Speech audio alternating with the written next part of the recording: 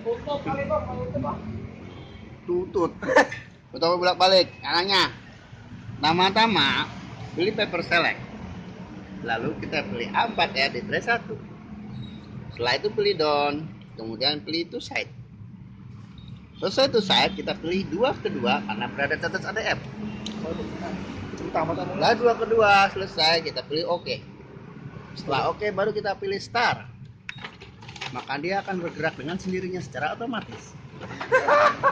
Kalau nominalnya nggak ditulis. Cukup satu lembar. Kalau pengen lebih dua dari satu, tekan angka 2 atau 3 atau keinginan kita berapa saja. Sekian, terima kasih. Bukannya aja nggak ada.